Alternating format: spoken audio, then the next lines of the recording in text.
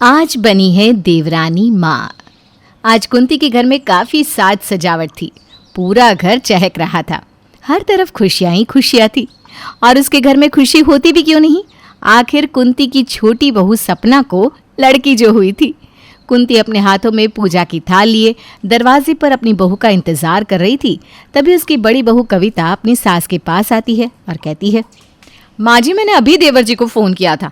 उन्हें आने में 1 घंटा लगेगा और 1 घंटे पहले से ही आप यहाँ क्यों खड़ी हैं? मेरी मानिए, आप फिलहाल के लिए आराम कर लीजिए। खामखा आपकी तबीयत खराब हो जाएगी। अपनी बड़ी बहू की बात सुनकर कुंती अपने चेहरे पर एक प्यारी सी मुस्कान लिए हॉल के सोफे में बैठ जाती है।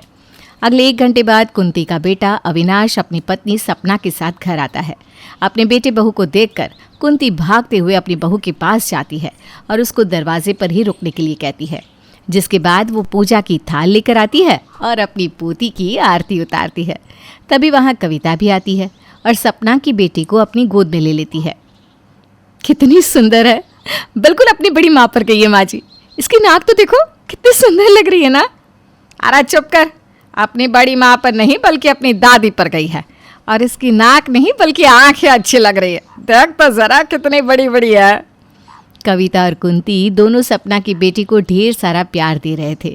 तभी वहाँ कविता का बेटा मोहित आता है और उस छोटे बच्चे का चेहरा देखकर कहता है, ये किसी पर नहीं गई बल्कि ये तो अपने भाई पर गई है। बिल्कुल गोरी चिट्टी है।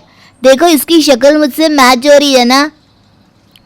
घर में सब उस बच्ची को गोद में लिए खिला रहे थे और आपस में बात कर रहे थे कि बच्ची गई किस पर है। पूरे घर में खुशियाँ फैली हुई थी। लेकिन कौन जानता था कि इस घर की खुशियों को बहुत जल्द किसी की नज़र लगने वाली है। कुछ देर बाद सभी अपने अपने कमरे में चले जाते हैं। समय यूं ही गुजरता है, लेकिन सपना को बच्चा संभालना नहीं आ रहा था। ऐसे ही एक दिन सपना की बेटी बिस्तर पर पड़े रो रही थी और सपना बाथरूम में कुछ काम कर रही थी।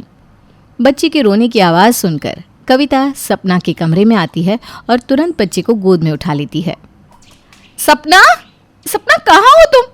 अरे देखो रूहाना कितनी रो रही है। No no no no no no, क्या हुआ? अल्लाह, दीदी मैं बाथरूम में कुछ काम कर रही हूँ। प्लीज़ आप रूहाना को संभाल लीजिए ना, मैं अभी बाहर नहीं आ सकती। सपना की बात सुनकर कविता रूहाना को अपनी गोद में लिए बाहर हॉल में जाती है और उसको चुप करवाती है। कुछ देर बाद वो उसको दूध भी पिला देती है। दूध पीने के बाद रूहाना शांति से सो जाती है। तभी उसकी दादी यानी कि कुंती वहाँ आती है और कविता का रूहाना के प्रति प्यार देखकर उसे कहती है, बहू तू रूहाना से कितना प्यार करती है। कभी कभी तो तुझे देखकर ऐसा लगता है कि सपना नहीं बल्कि तू ही इसकी माँ है। माँ जी, मैं भी तो इसकी माँ हूँ ही। भले ही मैंने रूहाना को खुद की गोद से जन्म नहीं दिया, लेकिन है तो ये भी मेरी बेटी है ना, और मैं इसकी बड़ी माँ। कविता ये बात बोल रही थी, तभी सपना वहाँ आ जाती है और कविता की बात का जवाब देते हुए कहती है, दीदी बिल्कुल सही कह रही है। मेरी रूहाना सिर्फ मेरी थोड़ी ना है, बल्कि ये हम दोनों की बेटी है। रूहाना पर जितना हक मेरा है उतना ही दीदी का भी है, ठीक उसी तरह से जिस तरह मोहित दीदी का और मेरा बेटा है। ज़रूर मैंने पिछले जन्म में कोई पुण्य का काम किया होगा जो मुझे ऐसा घर, परिवार और बहू मिली। तुम दोनों ना हमेशा ऐसे ही एक साथ रहना ताकि मेरे घर की शांति बरकरार रहे। अपने घर में अपनी दोनों बहुओं का इस तरह प्यार देखकर कुंती को बहुत अच्छा लगता है। उसे अब किसी भी बात की फिक्र नहीं थी। कुंती सुकून की ज़िंदगी जी रही थी, क्योंकि कुंती के घर में और घरों की तरह लड़ाइयाँ नहीं होती थी।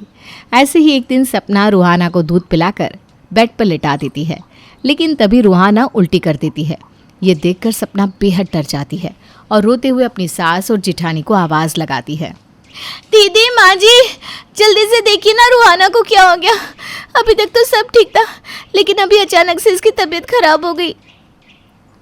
सपना की ऐसी बात सुनकर कुंती और कविता दोनों ही भागते हुए सपना के कमरे में जाते हैं, जहां वो देखते हैं कि रूहाना ने उल्टी कर रखी है। ये देखकर सपना की जिठानी कविता कहती है, सपना, अभी तुमने रूहाना को दूध पिलाया था? हाँ दीदी, मैंने इसको दूध पिलाया और उसको बेड पर लिटा दिया क्योंकि वो सो गई थी। पर देखिए ना, दूध पिलाकर जैसे ही मैंने इसे बेड पर सुलाया, इसने कितनी उल्टी कर दी। मुझे तो डर लग रहा है, इसकी तबीयत तो ठीक है ना? सपना, जब बच्चे को दूध पिलाते हैं तो उसको डकार दिलवाई जाती है। भले ही बच्चा सो रहा हो, लेकिन फिर भी उसे डकार दिलवाना बहुत ज़रूरी होता है। और तुमने रूहाना को डकार नहीं दिलवाई, इसलिए रूहाना ने पिया हुआ दूध उगल दिया। आगे से रूहाना को दूध पिलाने के बाद डकार ज़रूर दिलवाना। कविता बहू, तो कब तक छोटी बहू को ऐसे सिखाती रहेगी? अरे अब वो एक बच्चे की माँ है, उसे अपना बच्चा संभालना खुद सीखना होगा। बहू, बच्चे पर थोड़ा ध्यान दे और इतनी जल्दी डरा मत कर, घर में सब है। माँ जी, आप क्यों इतना सोच रही हैं? अभी सपना को पहली बेटी हुई है, इसलिए उसे पता नहीं है कि बच्चों की देखरेख कैसे करते हैं, लेकिन धीरे धीरे सब सीख जाएगी। आप भूल गई, जब मोहित हुआ था मैं भी इसी की तरह थी, बिल्कुल डफर, पर आप थी ना मेरे साथ। इस तरह से हम दोनों अब सपना के साथ हैं। अरे वो तो है बड़ी बहू, पर तू ना शुरू से ही सपना बहू से ज़्यादा समझदार रही है। खैर, एक बार तू छोटी बहू को दिखा दे बच्चे को कैसे डकार दिलवाया जाता है, ताकि ये आगे से ऐसी गलती ना करे। इतना बोलकर कविता रूहाना को उठाती है और उसको डकार दिलवा देती है। अब इसी तरह से कुछ महीने बीत जाते हैं और रूहाना अपने पैरों पर चलना सीखने लगती है। दीदी, आप रूहाना पर ध्यान देती रहना। कल भी जब ये चलने की कोशिश कर रही थी ना तो गिर गई थी, बहुत ज़्यादा चोट लगी है इसे। अगर ये आज भी चलने की कोशिश करेगी तो आप इसे पकड़ कर ही चलवाना। हाँ सपना, तुम कितनी डरती हो। अगर हमारी रूहाना अभी नहीं चलेगी तो फिर कब चलेगी? और बच्चा चलते समय तो गिरेगा ही ना। जब तक वो गिरेगा नहीं, वो चलना कैसे सीखेगा? इसलिए अपने मन से ये डर हटा दो कि तुम्हारे बच्चे को चोट लग रही है। अरे, चोट लगने से बच्चा मजबूत होता है। आज चोट लगेगी तभी तो कल अपने पैरों पर चल पाएगा। पर अगर तुम इसे चलने ही नहीं दोगी तो ये चलेगी कैसे? आप सही कह रही है दीदी, शायद मैं ही अपनी बच्ची को लेकर थोड़ा ज़्यादा सोच रही हूँ। समय का पहिया यूं ही चलता है और देखते ही देखते पूरे 10 साल गुजर जाते हैं। इन 10 साल में सपना ने अपनी बेटी को नहीं, बल्कि कविता ने रूहाना को पाल पोस कर बड़ा किया था। 10 साल हो चुके थे, लेकिन अब तक सपना अपनी बेटी को ना तो संभाल पा रही थी और ना ही उसके स्कूल जा पा रही थी। ऐसे ही एक दिन रूहाना अपने स्कूल से घर आती है। आज उसका चेहरा काफ़ी उतरा हुआ था। ये देखकर कविता उसके पास जाती है और पूछती है, रूहाना, क्या हुआ? तुम इतनी उदास क्यों बैठी हो? बड़ी मम्मी, मैं पढ़ने में कमज़ोर हूँ क्या? अरे नहीं तो, किसने कहा तुमसे ऐसा कि तुम पढ़ने में कमज़ोर हो? अरे तुम तो हमारे घर में सबसे तेज़ हो। मुझे तो लगता है तुम अपने स्कूल में भी सबसे तेज़ होगी। आपको लगता है? आपको पता है बड़ी मम्मी, आज टीचर ने एक सवाल किया और मैं उसका जवाब नहीं दे पाई। अरे तो क्या हुआ मेरी बच्ची? हो जाता है कभी कभी ऐसा। पर टीचर ने कहा मैं कमज़ोर हो रही हूँ और मुझे बहुत मेहनत करनी पड़ेगी। मुझे डर लग रहा है, कहीं मैं मम्मी पापा का सपना पूरा नहीं कर पाई तो, अगर मैं डॉक्टर नहीं बन पाई तो, क्योंकि मुझे डॉक्टर बनना है। रूहाना ये बात बोल ही रही थी, तभी वहाँ सपना आती है और रूहाना की बात का जवाब देते हुए कहती है, रूहाना, अगर ऐसी बात है तो मैं तुम्हारी पढ़ाई पर ज़्यादा फोकस करूँगी। मैं तुम्हारे और ट्यूशन लगवा दूँगी, लेकिन मैं अपनी बच्ची को कमज़ोर नहीं होने दूँगी। तुम चिंता मत करो बेटा, तुम्हारी माँ तुम्हारे साथ है और देखना तुम ना बड़ी होकर डॉक्टर ही बनोगी। लेकिन सपना, रूहाना की बात पूरी तो होने दो, वो कहना क्या चाहती है? क्या दीदी, क्या बोलेगी वो? इसको तो बड़े होकर डॉक्टर बनना है, और अगर अभी से पढ़ाई पर ध्यान नहीं देगी तो कैसे चलेगा? इसलिए रूहाना, आज से तुम्हारा पार्क जाना बंद, और उस पार्क जाने के समय तुम पढ़ाई करोगी बस, ताकि आगे चलकर तुम्हारी टीचर तुम्हें दोबारा कमज़ोर ना कह सके और तुम ना डॉक्टर बनकर सबको दिखा सको कि तुम कमज़ोर नहीं हो, बल्कि कमज़ोरों का इलाज करने वाली हो। सपना ये बात बोल ही रही थी, तभी कुंती वहाँ आती है और बीच में बोल पड़ती है, बहु बुरा मत मानना, लेकिन बच्चों को ना हर समय पढ़ाई नहीं करवानी चाहिए। बच्चों का मानसिक संतुलन बनाने के लिए हर चीज़ का बैलेंस होता है। अगर बच्चा 1 घंटा पढ़ाई कर रहा है तो बच्चे को 1 घंटे खेलने भी देना चाहिए। इसीलिए बच्चों को हर वक्त पढ़ाई के बीच में मत डालो। हाँ सपना, और रूहाना पर ना डॉक्टर बनने का इतना प्रेशर मत डालो, क्या पता वो कुछ और बनना चाहती हो, इसलिए तुम उसे फ्री माइंड से पढ़ने दो। बच्चे पर इतना प्रेशर सही नहीं है। माँ जी, दीदी एक बात बताइए, अगर बच्चा खुद की पढ़ाई पर फोकस नहीं करेगा तो वो आगे जाकर अपना गोल कैसे सेट करेगा? और वैसे भी बच्चा बचपन से ही अपना टारगेट सेट करके रखेगा, तभी तो वो आगे कुछ कर पाएगा। रूहाना, चलो मेरे साथ, आज से मैं तुम्हारा नया टाइम टेबल बनाऊंगी, समझी? इतना बोलकर सपना रूहाना को खींचकर कमरे में ले जाती है और उसे डांटने लगती है। ये सब कुछ कुंती और कविता अपने कानों और आंखों से देख सुन रहे थे। उन्हें सपना का ये बर्ताव बहुत बुरा लगता है। अब इसी तरह से कुछ समय और बीत जाता है और समय बीतने के साथ साथ सपना के व्यवहार में भी बदलाव आता जाता है। ऐसे ही एक दिन सपना रूहाना के स्कूल से उसका रिजल्ट लेने जाती है, जहां वो देखती है कि इस साल उसकी बेटी फर्स्ट आने की जगह सेकंड आ गई है। अब क्या था, सपना अपने गुस्से पर काबू नहीं कर पाती और घर आते ही रूहाना को मारने लगती है। कितनी बार बोला है मैंने, दोस्ती यारी कम रख और पढ़ाई पर ज्यादा ध्यान दे, पर इसे माँ की बात छोड़कर सबकी बात सुनाई देती है। ऐसे बनेगी तो डॉक्टर, ऐसे बनेगी। माँ मत मारो, मैं वादा करती हूँ अगली बार फर्स्ट ही आऊंगी।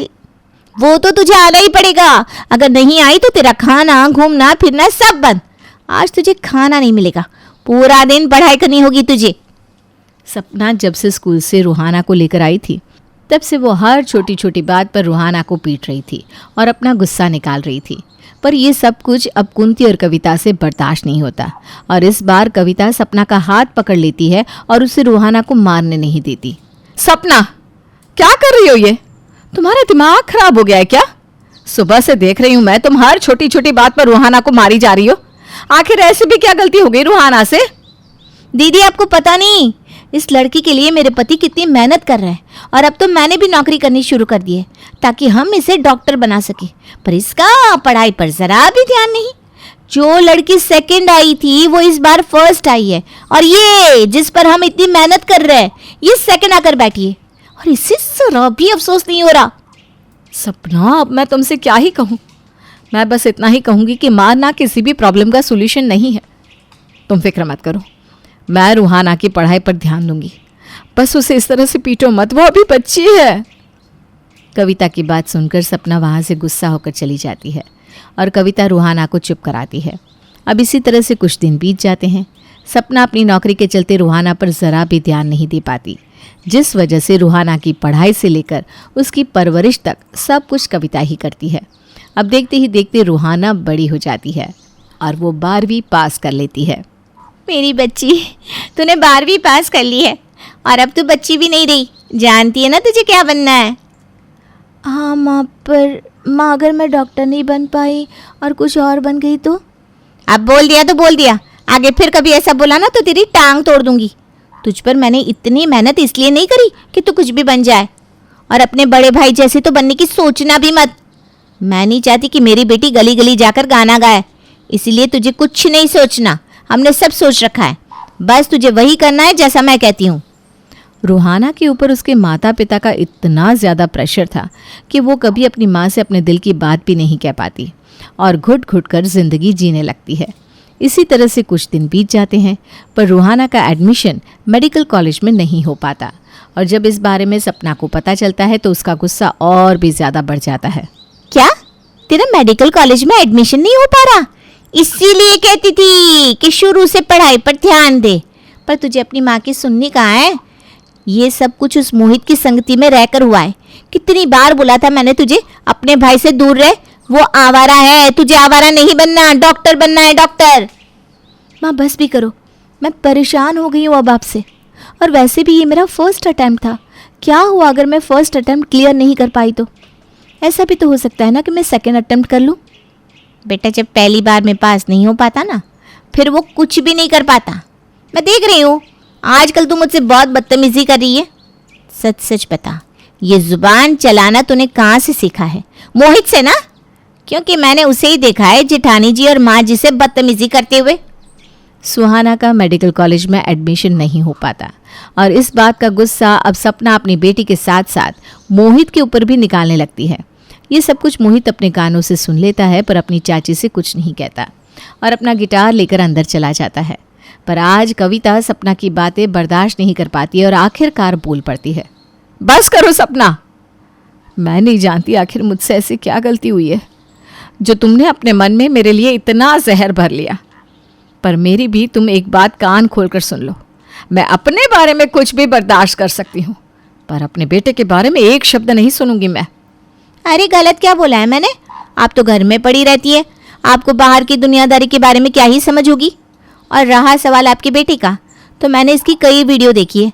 सभी में कॉलेज के बाहर गिटार लेकर दोस्तों के साथ गाने गा रहा होता है, तो कभी गली के नुक्कड़ पर। अब गली गली घूमकर गाना गाने वाले को क्या कहूँ मैं। और आप चाहती हैं कि मेरी बेटी भी आपके बेटे की तरह बन जाए।